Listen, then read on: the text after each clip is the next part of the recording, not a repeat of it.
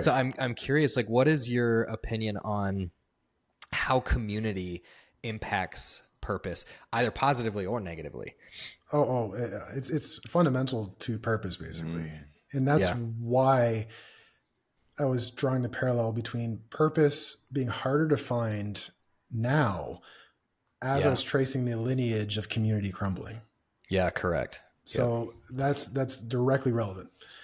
Purpose was easy to find when community was at its strongest. It was hard to be your own individual. Like there's drawbacks. So Welcome to the On the Path podcast, a conversation on navigating life. Join Chris Coker and Colin Creech as they have honest conversations with fellow travelers on the path. In each episode, they explore the physical, mental, and spiritual health aspects of the whole self, striving for personal accountability and a strong community. Gain insights, learn from our mistakes, and hear from guests who have mastered these areas. Step on the path, embracing every challenge and success along the way. See you on the path.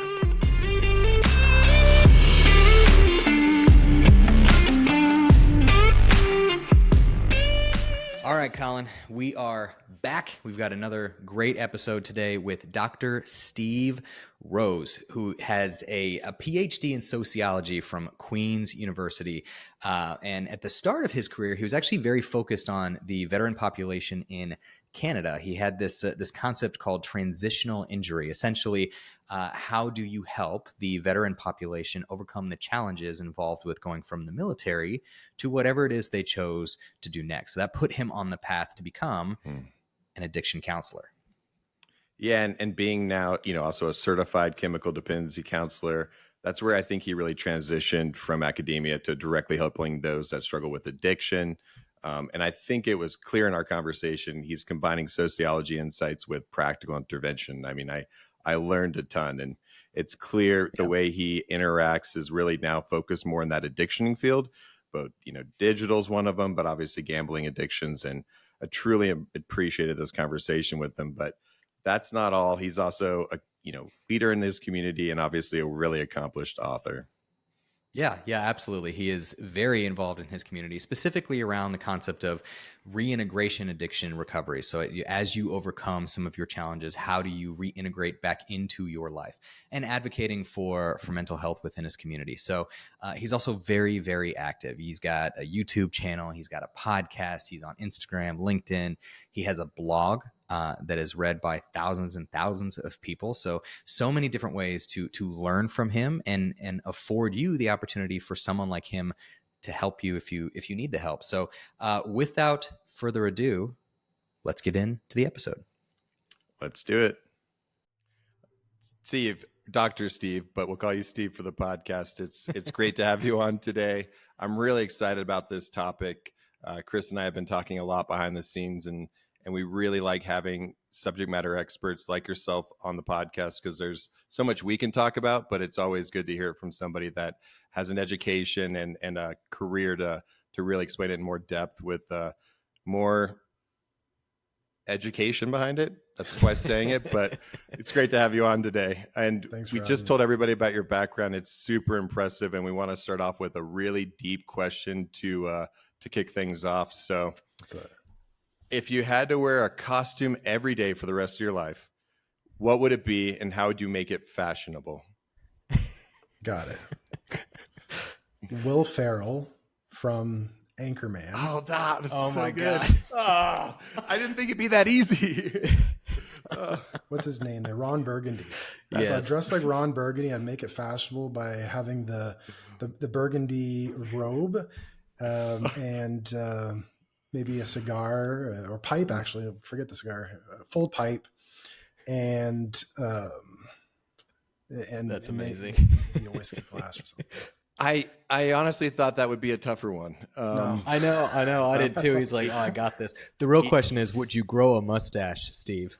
Like, would you have to? Ooh, of course. Yeah. Full mustache, full Ron Burgundy. You got to get more of the coif of the hair going to hair makeup. Damn, that was. I've thought of this before.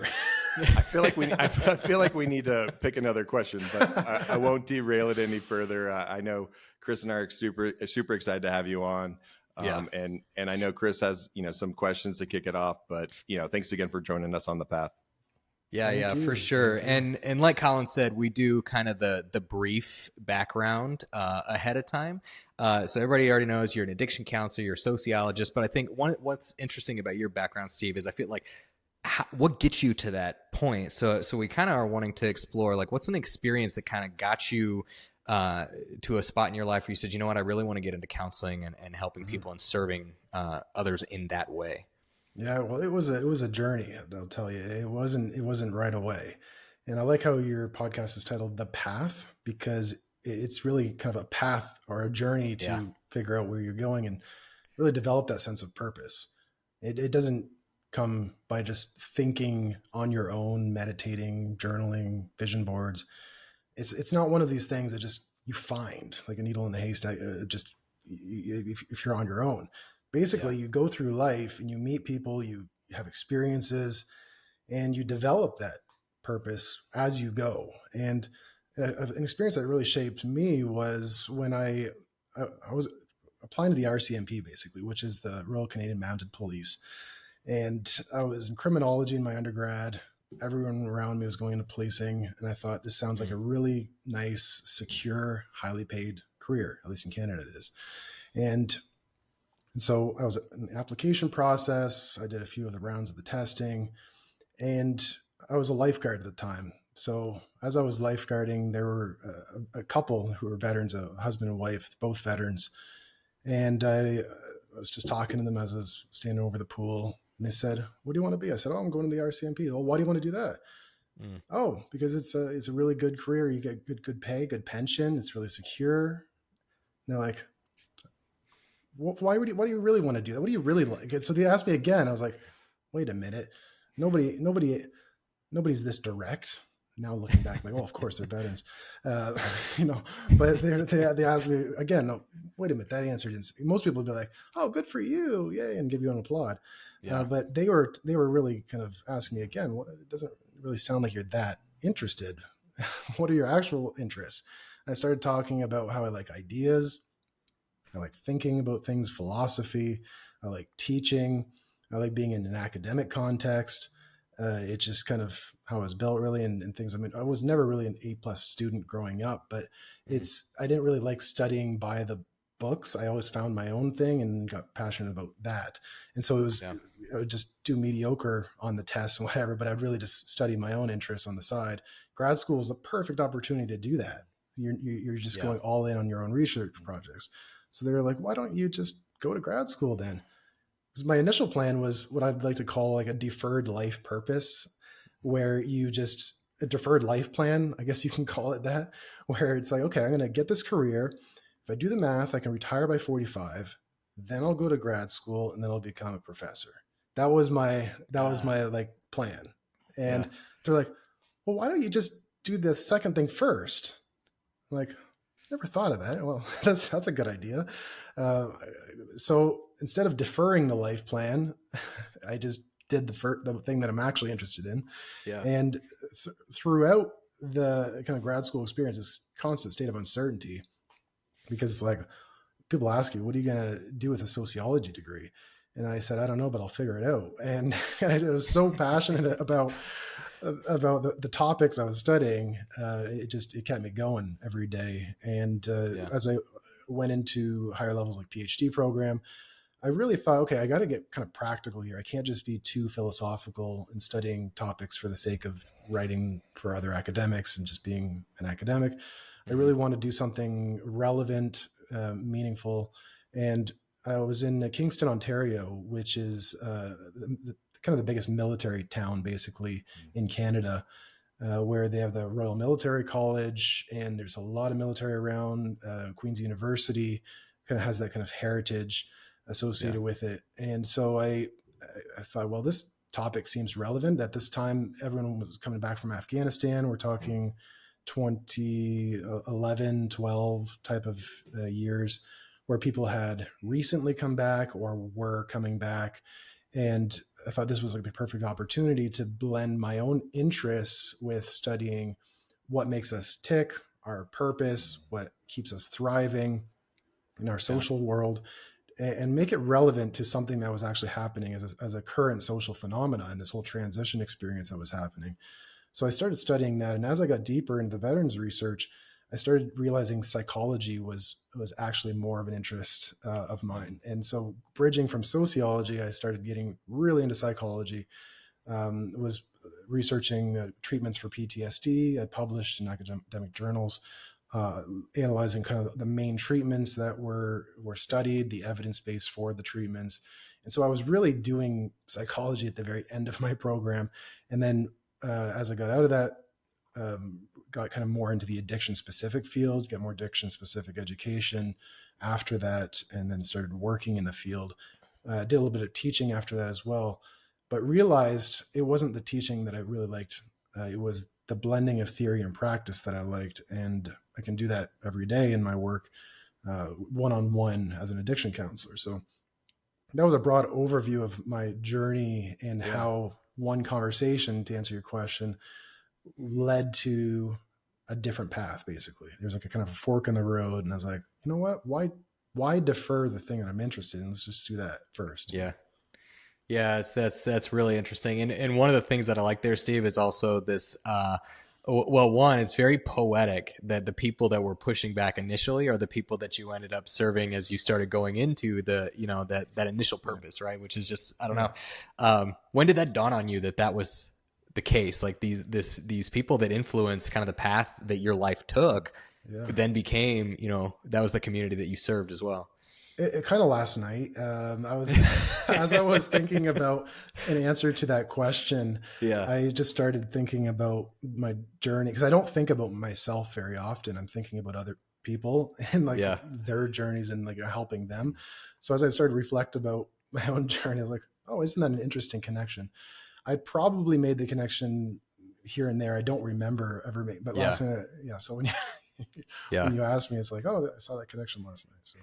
So kind of as a broad question around purpose, which, by the way, I'm stoked that's kind of the crux of this conversation today, because that's what Colin and I talk about in these episodes all the time, right? It's this idea of what we call the whole self philosophy, right? So physical, mental, spiritual, emotional, really looking at the interconnectedness of those things with this undertone of holding ourselves accountable, but also surrounding ourselves with a community that believes that too. And this is all in service of staying on the path, i.e. making sure we're marching towards that purpose. And so I kind of want to talk about, just in your experience, like how prevalent is a lack of purpose in people's lives? Do you feel like this is something that few people are thinking about, just kind of at a macro level, or is this kind of like isolated incidents, people that lack purpose or feel like they don't have purpose? It's a very widespread issue. The people I talk to all day, every day is really where my sample's coming from now, I guess, qualitatively, because that's just most of my social exposure is through my work and talking to various people. And I mean, the people I talk to, it's always really generally a major factor. It's one of the most, I think, underappreciated aspects of addiction and recovery, basically, is we talk about recovery, doing, I guess, individualized treatment. You can apply cognitive behavioral therapy in that very individualistic way. You're doing your own like thought records or something, journaling, very individualistic. But when it comes to this idea that we need to connect with other people and direct it to a purpose and a cause and connect ourselves with something bigger than ourselves, whether it's spiritually or socially, I think people don't talk about that so directly. 12-step does touch on it. When you are in kind of 12-step groups, Alcoholics Anonymous, Narcotics Anonymous, there is that sense that it's connecting with people bigger, something bigger than themselves, a community, feeling connected, understood.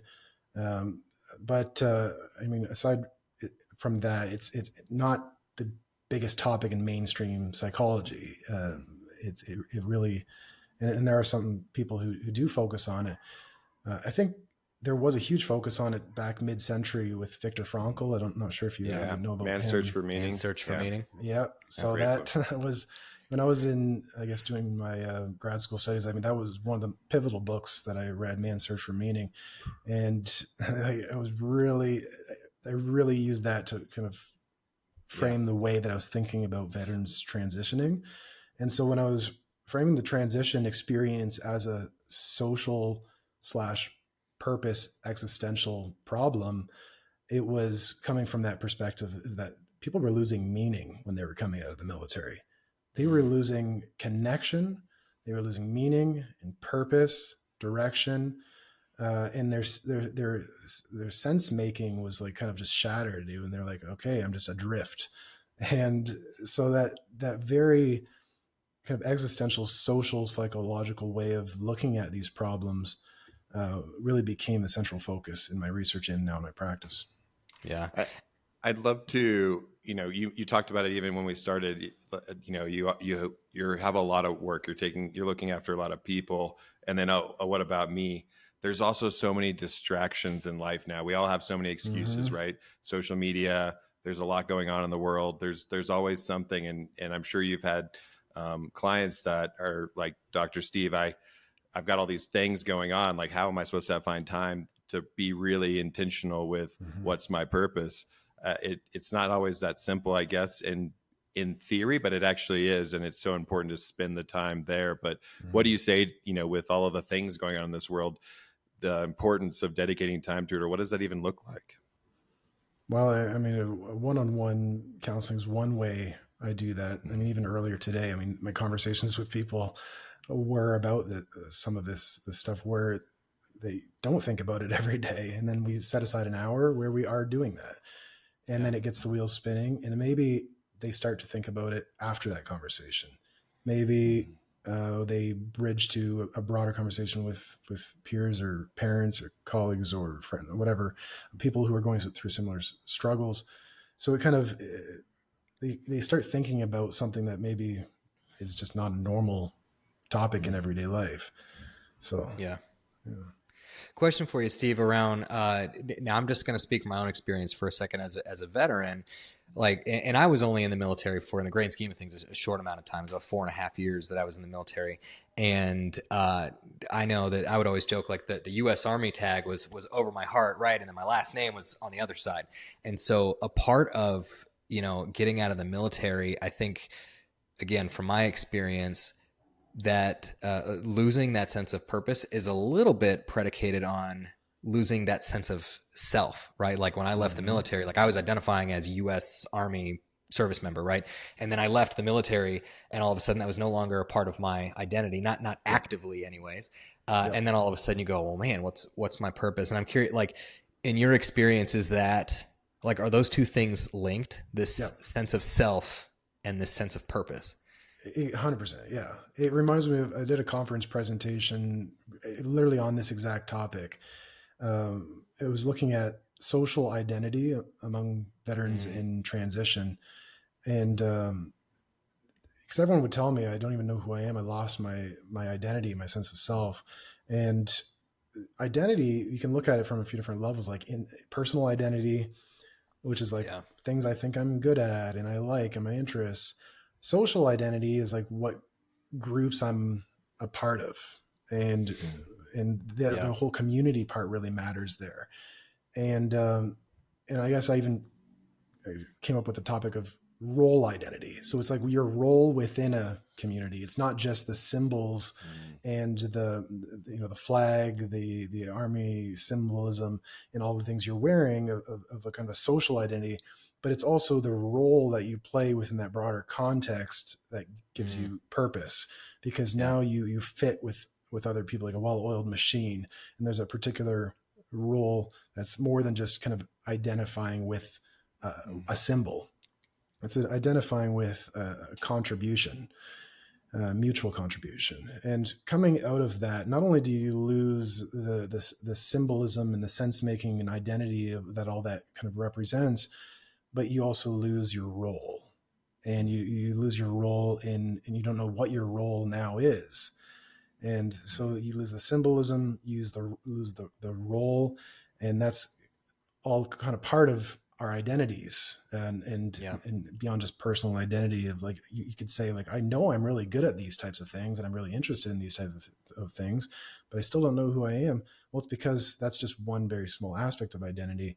The social piece is just such a big part of identity and connection and purpose. I'd love to dig on that part too, the transition. I mean, I know Chris and I, the reason we connected and this all came to fruition was we were having a lot of struggles in our personal life, but they were different. So I'd love to hear from your experience, like what are the different challenges veterans face when they are transitioning and trying to find their purpose? Disconnection from civilians. I've had a lot of really interesting quotes on that one. I don't understand them. There's a lot of vulgarity and like frustration. Like there's some really good ones there, but like, I don't understand these people was another one. They're complaining about nothing. They're taking everything for granted. That was one of the struggles. I've heard that. Yep. I've never said it. I've never said it. I'm feeling like nothing matters because if you're in combat, particularly, everything matters. Like you're hyper vigilant. Basically, you're having to really take extreme caution. Everything's life or death, and going into like office work or something. Like it's just the sense that how do I start to care about this when I was doing that other stuff before? And so it kind of resembles just depression, basically. When you can't find something that matters, there's no motivation. And so like, how did I have all that motivation when I was over there, but now I don't have motivation here? It doesn't make sense. Well, you're mattering, kind of the scale of things mattering, and then the relative transition to things mattering less is another part of that. So there's all of this. It seems to compound. Everything seems to compound on itself, I'm sure too. There's and I have to say from my own experience, Dr. Brittany Lashua, she was on our podcast. She was my therapist. I think she thinks of me as a success story, but I won't speak for her. But, I came in there, I had all sorts of medication issues. I was battling with suicidal ideation, depression, anxiety, just everything. And now, I'm so thankful I've never been in a better place in my life, but it took having such a great therapist who also spent a lot of, even to the frustrating point of things, time on purpose. Half the time I would be talking about something. She's like, for what purpose? I would never been so mad in my life. But what are some success stories that you can share? Because we know that we can talk about, the issues, which are so important, but there's also people that have made it through to the other side and are really living fulfilled and purpose-filled lives. Yeah. I mean, I've seen some people that I interviewed are doing well. I guess I can't really answer that question of how they did it, because at that point I was a researcher and I didn't follow up with these people. It was a one-time interview. And then maybe I've seen them in public or social media, but where I can speak to this transitional experience is in my work with people with addictions. And I do see people through from the beginning, middle, and end. And I really see the whole process and how that unfolds. So taking it out of kind of the veterans category, which is still perfectly relevant. You're saying we've got both problems. Thank you. No. It's a universal, it's a human problem. Yes. Yeah. Yes. I mean, these questions that we're talking about, they are the most obvious among people that went from this highly structured, purpose-driven, symbolic, like almost like this pre-modern society, basically. Like the military is very unique. It represents like what our society was before the modern era. We're talking like before the 19th century, basically. Yeah. And it feels that way sometimes, actually. and right. Yeah, not that it's antiquated. Like sociologically speaking, let me just back it up to the social structures here, because in pre-modern society, there wasn't like people walking around like, I gotta find my passion. That's a good point. The 16th century, people walking around like doing vision boards or something, I never thought of this.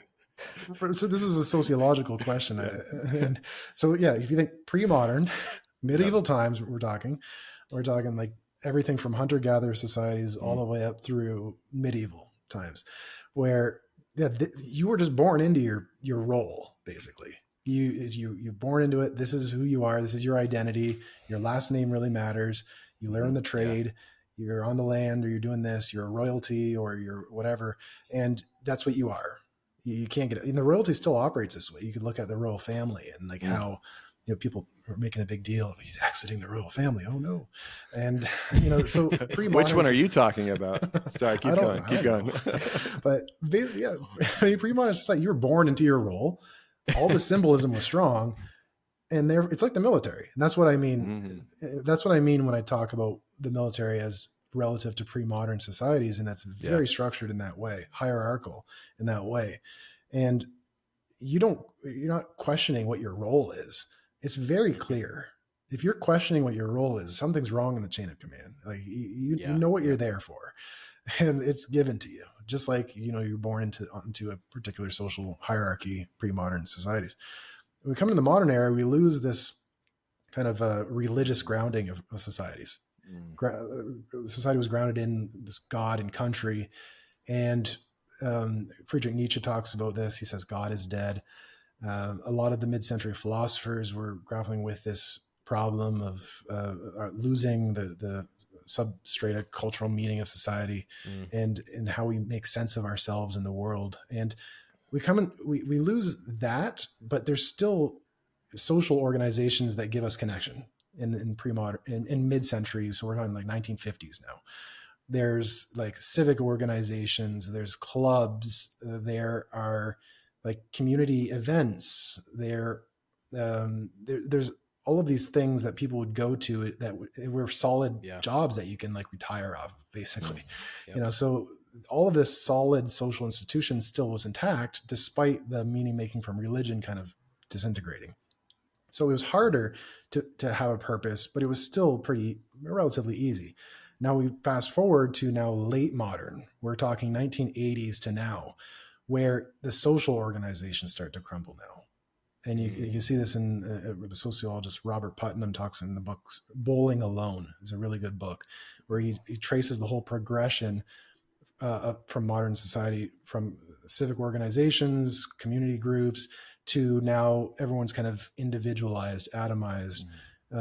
These organizations are kind of low attendance. People are not kind of meeting up in the same way they were. And this individualization progresses to now social media comes in, and it kind of puts all that on steroids. So now we're just hyper individualists broadcasting ourselves and comparing ourselves to everybody. Now, look how that transition went from pre-modern, where it's like super easy, you don't question it much.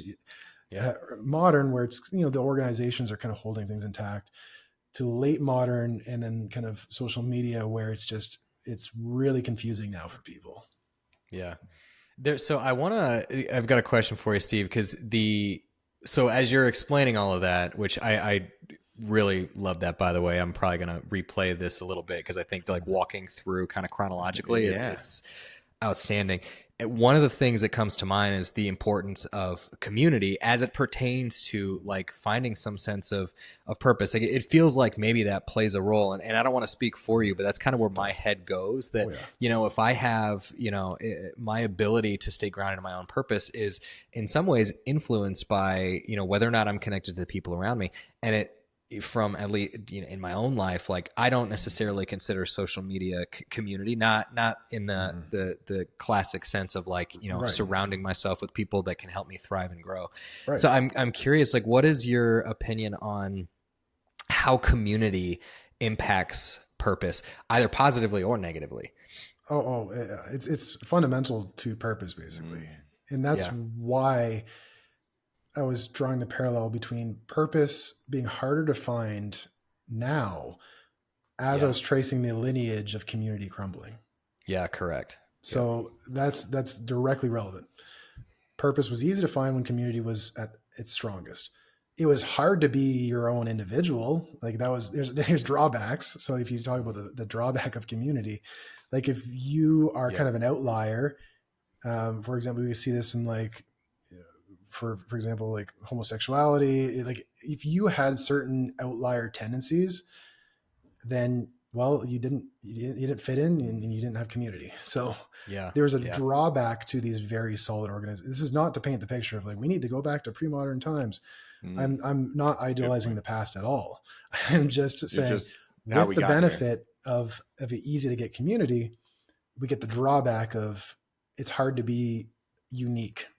And if you happen to have outlier characteristics, like different abilities, like disabilities or sexual orientation differences, then that diversity was it was kind of wiped out basically. And you had to kind of fit in. And that's the drawback. This is fascinating. This is a question that's just popping into my head now. Like that, can individualism and community exist? Like a strong community, can that coexist? Oh, right? Because it feels. And I guess how, like, what does that look like? What does right look like if we think about like, hey, I'm my own person. I'm proud of kind of my individualism, but I also am, a contributing member of the community around me. Like, how do we get those two things to coexist? Yeah. And this is the fundamental question of a lot of these existential philosophers. If you look at like Jean-Paul Sartre, they're the question of how to be the most individual you and connected at the same time. It's both.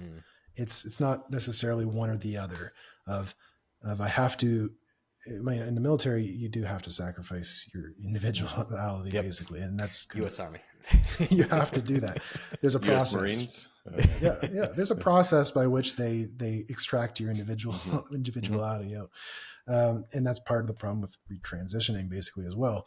There's a lot of work put into stripping out individuality to fill in, with military symbolism and identity, but there's not a whole lot of work put into now. How do we do the reverse of what happened when they're coming in? And basically it's just like, good luck. Now we've changed your identity and good luck trying to figure out how to change it back. And I mean, there's a very individualized way people do it, which is therapy. But I guess when I was doing the research on veterans in transition, maybe we should have a whole kind of institutional transitional component that's like actually structured instead of just good luck. But to the question, what was the question again? Kind of the linkage between, correct. Like what does that look like if it's done well? Yeah. It kind of like what you're trying to do, basically finding like-minded people so that you don't have to sacrifice your values. So you can be, this is what we value. This is what we're about. We love this. We found each other. The benefit of virtual or social media that you can find people. It's not really community if you kind of keep it so nebulous, but it does allow people to kind of connect basically and find each other. But the way that we can do community now is a way that we never could have before. Because if you were limited to just your village, well, if you're an outlier in terms of your characteristics or whatnot, you would not be able to find like-minded people if they didn't exist in that community. A small village of like 100 people. If you were an outlier, too bad, get in line. Yeah. But nowadays it's like, well, we can be ourselves and find community. Yeah. And there are communities, that are not cults basically, where you have to kind of get rid of your individuality to a large degree. And so it can be done well. And this is really the sweet spot of fully self-accepting, self-embracing, while also having that connection. And that's really where purpose thrives, I believe. Yeah. And I don't know if you heard that, Colin, but he said we're doing it here. So I don't know about you, but that's a wrap. Dr. Steve says goes. Yep. See you on the path. No. And that's where, I think Chris and I have both discovered too, this is a journey on the path, pun intended, but we know this is a lifelong journey. We I think I personally believe your purpose can change, but that's why you have to spend a lot of time dedicated to thinking about it. I'd love to dive a little deeper though on the addiction aspect of things. I mean, we hear it in the news all the time. In a lot of, there's a lot more access now, but we also know there's a crisis. What are some of those approaches or therapies you do when working with individuals recovering from an addiction to either find their purpose or rediscover it?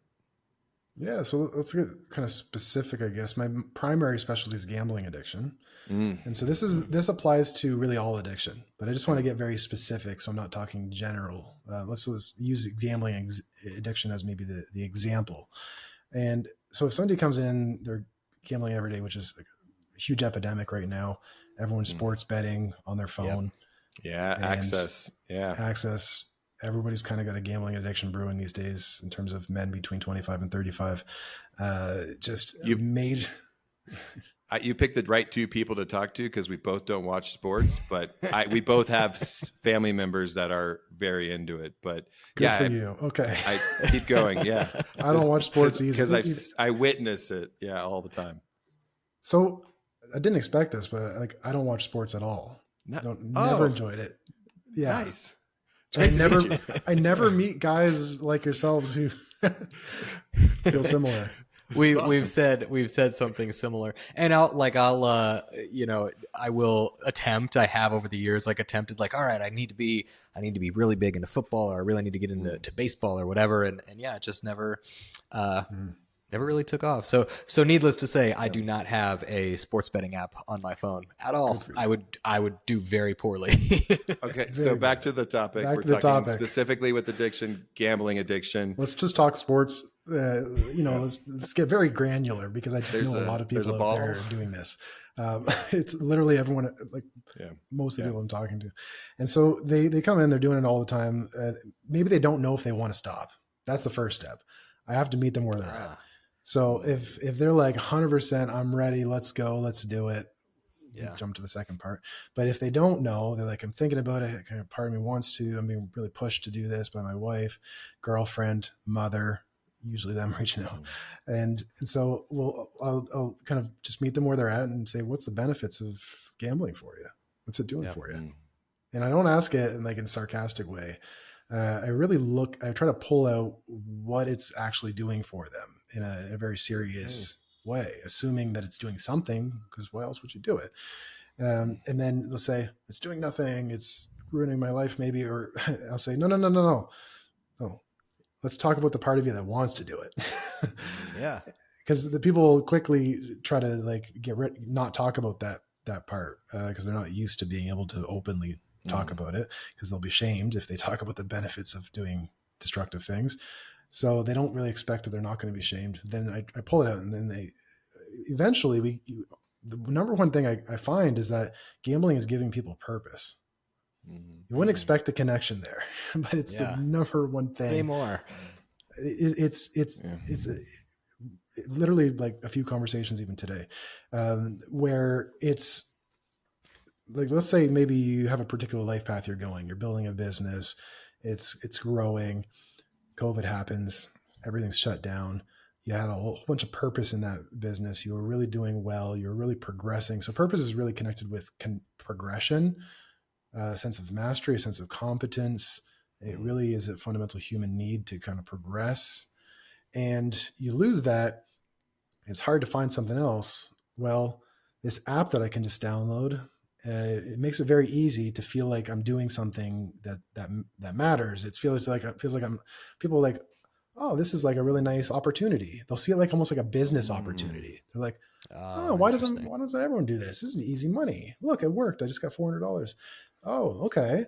And it gives them that intermittent reward situation where it's random rewards where it's unpredictable. So it's kind of like fishing, where you're fishing and you're like, oh, I got one. And it's kind of exciting.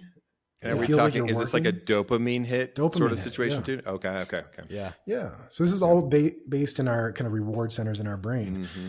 And it's hardwired for us to forage for food in the wild, and to do things like fishing, where we have the patience to sit there and wait when we're fishing, and then you get a hit and you're like, oh, there, it's like, kind of like gambling. And so the dopamine reward centers are firing off. It kind of feels like you're hunting or fishing, basically. And, this drives you to just keep doing it and feeling like you're doing something relevant and purposeful. Some people get really deep into it, especially in the sports category, where there's an identity formed around it. I've had someone tell me, if I'm not betting on sports, I don't know who I am. Literally, kind of like that transition experience from the military to civilian life, losing a sense of who you are. Like, you wouldn't necessarily put that together on like a common sense level, like how we're tying all these things together. But like, it's very real for people. They like, there's like a void if they're not doing it. They don't know who they are. They don't feel like they feel depressed, basically. And so we make sure the motivation is very high. They're like, okay, I'm in, let's do this. We talk about external triggers. So blocking access to gambling, blocking access to funds, and really avoiding people, places, things associated with the addiction. So that's the kind of the external trigger. Then we go into internal triggers, which are things like unhelpful thought patterns, core beliefs that I'm not good enough, I don't deserve love or happiness, I am a burden. All of these kind of very darker places where we kind of pull that out. And then I look at, where did that come from?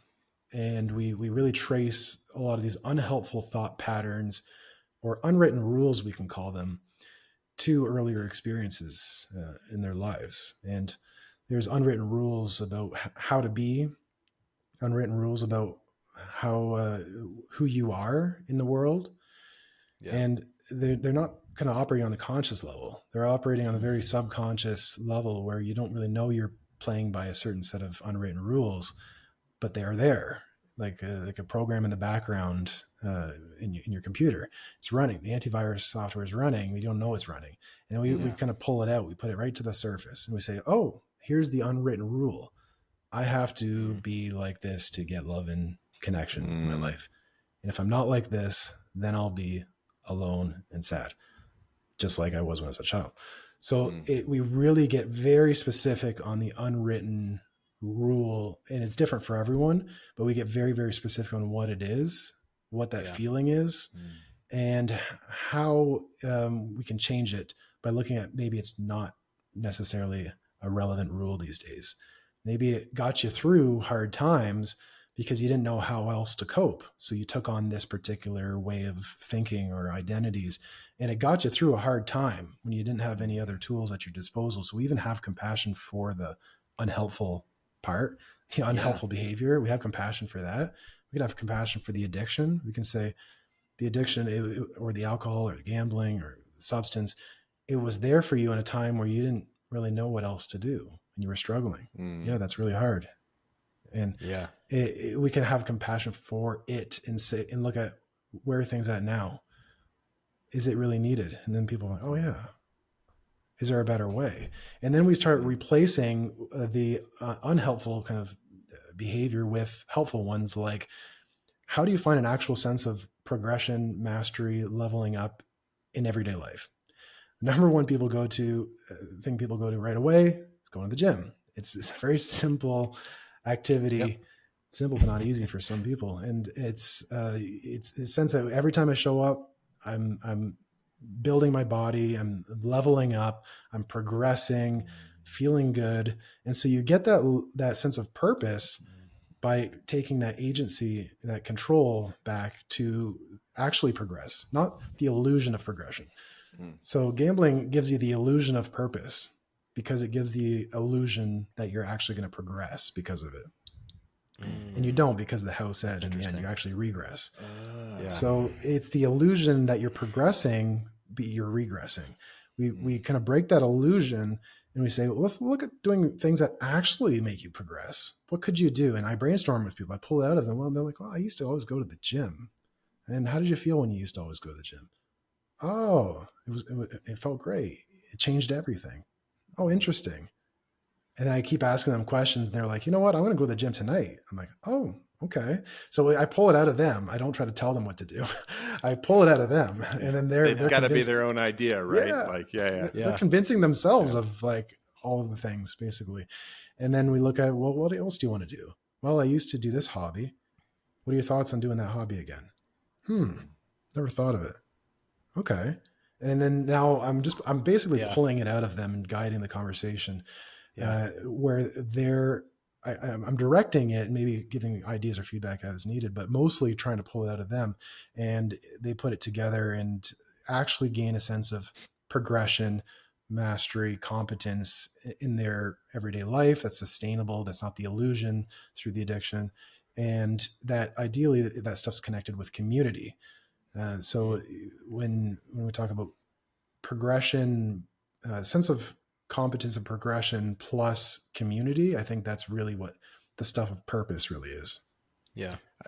There's a couple of things there. One, we came into this conversation, or a lot of listeners out there, maybe you came into this conversation with Steve here expecting kind of just the psychological component of the whole self, right? But what I love here, Steve, is you're also really hitting on so many other pillars. You mentioned the physical fitness piece, of course, and you really like the community as well. And not to derail, but I also just want to point out, if we go back to the beginning of this conversation where, as you're telling that story, Steve, there's a lot of like you questioning, right? Where you said you're maybe doing a little bit of guiding, but for the most part, you're just kind of drawing it out of them. Reminds me of when you were going to go down your own life path and a couple of people said, well, why, Steve? Why are you making that choice? Why? Maybe, just maybe, one of them was a professional at some point as well, because I'm seeing these parallels. But well, thank you for that. They were using effective counseling techniques to draw out my interests. Yes, perfect. I love that. I'm sure they were very trained too, but like, you sure you want to be one of us? But no, I know we're getting close to time, but I'd love to know, because you're talking about kind of, it's not a checklist. There's so much that goes into this. And I know there's such a responsibility on your side to really help someone navigate through this, because it's maybe new. It feels heavy to them. And how much for yourself? I know it's person dependent, but when you look at it holistically as maybe childhood trauma or trauma in the military, how much do you weigh on how do we heal those, or some of the things you talked about, limiting beliefs, versus looking and defining that purpose? I know it's probably not black and white, but I'd love to kind of hear, like, how do you weigh those? Because you can have purpose and have all that, but maybe still have all these things you haven't dealt with, or limiting beliefs in your subconscious. It's all of it. Yeah. It's all of I knew that that stuff. Yeah. There we go. Yeah. And then I can literally have a conversation with somebody where half of it is that and the half of it is the other one. And that's kind of common too, where half of it, I guess what I try to do is put a goal, basically. So I ask the person, what do you want to do? And then the goal would be like, to go to this group fitness class. Okay. Let's put that as the goal. They want to go to this group fitness class. It'll give them connection. It'll give them purpose and kind of a healthy body. But okay, so so imagine yourself. You're walking up. You're going there. But they're like, oh, I can't do it. I'm like, what's coming up right now? I feel like I'm just gonna be like, as soon as I walk in, everyone's gonna stare at me and they're just gonna like laugh. I'm like, okay. And what else is going on? What else coming up? And then we ultimately trace the core beliefs to what it is they're actually afraid of.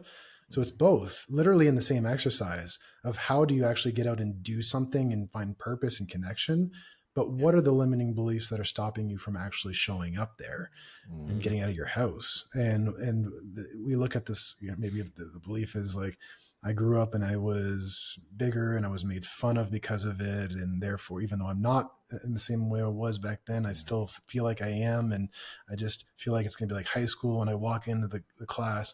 And so we really trace all of it together to highlight what these beliefs actually are and coming to more realistic perspective on what does happen amongst adults, because a lot of people have expectations as if they're still a child. They expect what's going to happen is kind of what happened to them as a child. They expect what's going to happen is going to be like high school, adolescence. And in reality, It's not going to really be like the case. It typically not. I mean, if you are walking in something that you're going to be ridiculed, we talk about personal boundaries. Like if you have toxic people around you and that you're like trying to subject yourself to it. No, we're not trying to set people up for failure and get, re-traumatized basically, but boundaries are that. But when we're talking about healthy community, it's connection, purpose, and the core beliefs that are stopping them from doing it. I could talk to you a long time because I also know, there's always maybe not an easy answer, even though maybe the outcome or how you get there is very clear. I'd love to hear, do you have any recommendations before we wrap it up on where do people begin? If we're just talking about purpose, or we're talking, maybe if we just, where do you begin for purpose? Obviously we know therapy is super important. Right. Finding one in the local area is important, but where would you recommend somebody start if they're like, well, how should I rediscover or define my purpose?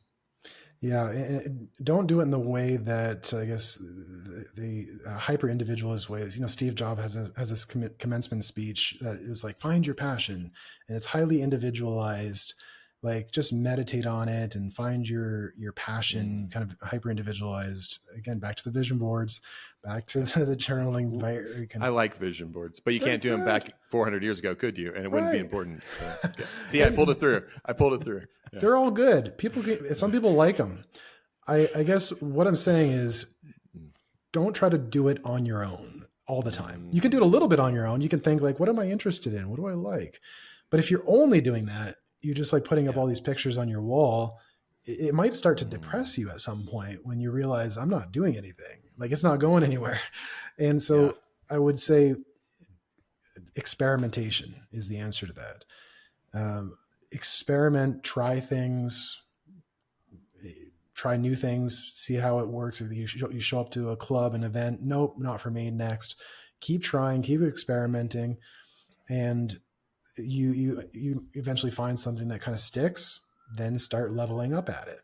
And as you start leveling up and getting better and getting more competent, you start to feel more purposeful, because then you can give more. So if you are getting good at your work, you can give more and be of more service. And that's kind of where, the service in the military was it. That was the whole thing. And to recreate that in everyday civilian life is really the way to ultimate purpose, is leveling up, getting good at something, and then you can offer service. You can use that thing in service to a community. And so it kind of bridges the individual in the collective, so. Yeah. It makes me think of the poem by Tecumseh, like live life in service of your people. I greatly appreciated this episode. Yeah, same. This Chris, is outstanding. I'll let you close this out, but Dr. Steve, thank you so much for coming on. I there's a lot there, but I appreciate you giving us that little bit of direction at the end too, because we're on a journey on the path and we're learning a lot along the way. Yeah, for sure. This has been an outstanding conversation. So thank you very much for your time, for your insights. This is excellent. Before we cut you loose, though, Steve, I want to give you a chance. Any projects or anything you have going on in your work that you want to highlight? And of course, if people want to learn more about you, they want to learn more about your work, where should we send them? Yeah, the number one place would be my website, steverosephd.com. There's a ton of articles I've put on there on these very topics of purpose, mental health, addiction, and there's a whole section on military stuff. So I really show my older research on there and highlight that, so you can see it there. Some of those quotes I was referring to. The other project I have going on is gambling specific. My YouTube channel is really focused on gambling recovery. I have a podcast called Pros and Concepts, where me and a friend of mine really take some deep dives on specific concepts where we can really geek out. So we choose like some concept, and then we're just talking about this concept today. And so if you're into ideas, then we do that. Otherwise, yeah, those would be the main places, I guess. Yeah. Awesome. So everybody watching, everybody listening, check it out on the YouTube or go to steverosephd.com. And then, of course, as always, All of Steve's show notes are on otpathpodcast.com. You can go there. We'll have links to his socials, to his YouTube, to his website, and you can also just go there. So we'll do the heavy lifting for you, so you have no excuses to not go and learn. So again, Steve, thank you so much. It's been an absolute pleasure bringing you on the show and giving our guests and our listeners and our viewers an opportunity to learn from you. So thank you very, very much. And with that, for everybody out there, we will see you on the path. See you on the path.